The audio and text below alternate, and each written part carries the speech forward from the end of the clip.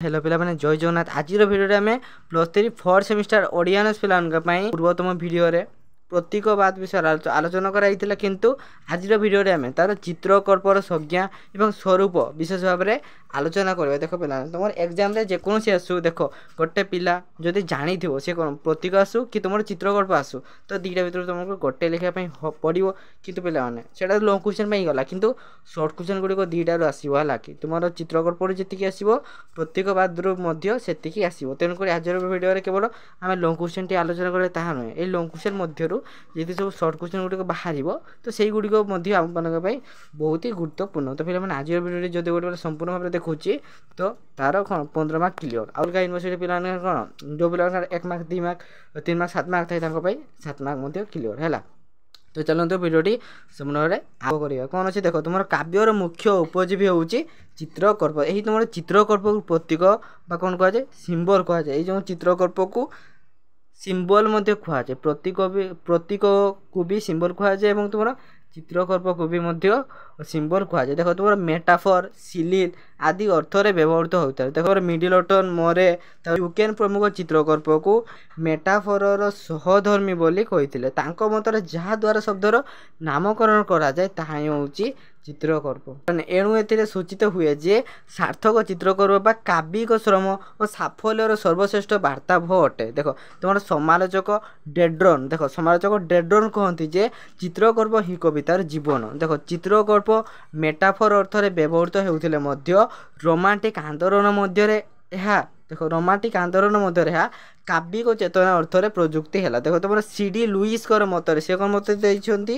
ना तुम चित्रकल्प होची आवेग किंबा अनुरक्ति भरा एक शब्द चित्र। देख सुतंगरा चित्रकल्प आवेग ठार अधिक अर्थपूर्ण परि मन हुए। देख तुम लुईस पुणी चित्रकल्पर तुम द्विविध दिग प्रति से कौन दृष्टिपात करिसेंती। देख से कहते जे यह हूँ एक शब्दचित्र शब्दनाम एवं एक रूपक एसबू द्वारा चित्रकल्पटे सृष्टि कर चित्रकल्पटे इच्छक भावे वर्णनात्मक किंतु बाह्य वास्तवतार सठिक प्रतिफलन अपेक्षा आम कल्पना को अधिक परिमाण में उन्मेषित करें। आधुनिक कवितार मुक्त छंदर प्रयोग और देख परिकल्पनार चित्रकल्पर उन्मेष घटी थाए तो यह इंग्राजी में इमेज कहुए। तो प्रत्येक कवि कल्पनाश्रयी वास्तव जीवन अनेक दृश्य को लोकल तो देख वास्तव जीवन अनेक दृश्य को कल्पलोकर अनुपम अनुभूति मध्य रसायनित कर उपस्थापन करने कविर धर्म। कविर गभीर अंतर्दृष्टि और वास्तव भावनार चित्रकल्प पर्यवेसित। तो देख साहित्य यार प्रयोग गोटे शताब्दी होता है। देख साहित्य यार प्रयोग गोटे शताब्दी होता है किंतु चित्रकल्प और भास्कर्य क्षेत्र में चित्रकल्पर प्रयोग यथेष्ट पूर्वर होता। देख तुम चित्रकल्पर प्रयोग यथेष्ट पूर्वर होता। भाषा सृष्टिर देख तुम भाषा सृष्टिर अव्यवहित पूर्वर मनुष्य तार भावना को काल्पनिक चित्र माध्यम प्रकाश करुला। तापर देख पे तुम टी.ई. ह्यूम देख तुम टी.ई. ह्यूम चित्रकल्प भाद्र प्रवर्तक हेले सुद्धा यार प्रथम प्रचारक थे तुम कवि एजेरा पाउंड। से कहती जे जीवनर परिसर मध्य अनेक ग्रंथ लिखा अपेक्षा गोटे चित्रकल्पर सृष्टि श्रेयस्कर।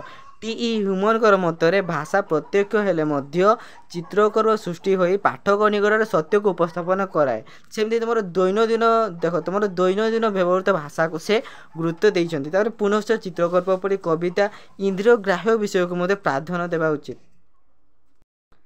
देख कौन अच्छी ना तुम देख कौन चित्रकल्प माध्यम भी अनेक तुलनात्मक चित्र प्रदान करता है। यही तुलना मध्य दुईटी वस्तु भाव को मानसिक अवस्था मध्य प्रकृत सादृश्य को चित्रकल्प उपस्थापन करता। पुनः वैषम्य मध्य साम्य प्रतिष्ठा करने यार लक्ष्य। देख पे तुम इमेजिस्ट माने चित्रकल्प आदि कवितार भावादर्श और स्वरूप संपर्क कहते चित्रकल्प आदि कविता विशेषकर मुक्त छांद रचित तो यह द्वारा कवितार अंतर सामग्रिक भावधारा को निर्भीक भाव से प्रकाश कर सुजोग पाई थाए।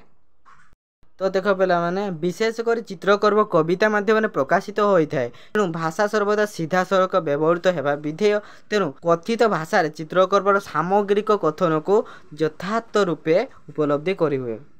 तो देख पिलाने जो शब्द उपस्थापन निमंते नितांत अनिवार्य नुहे तो सेभरी शब्द को परित्याग करने एकांत बांछनीय। तो परिपाटी तुम सुश्री होगा आवश्यक। चित्रकल्प द्वारा कविता और व्यंजनमय हो पाठकर हृदय और चमत्कारिता सृष्टि करें। तेणु यह हृदय बेग सह संयुक्त हो कवितार सार्थकता प्रतिपादन करें। तो पे आज भिडियोटी यही रहा। देखा नेक्स्ट क्लास रे। धन्यवाद। जय जगन्नाथ।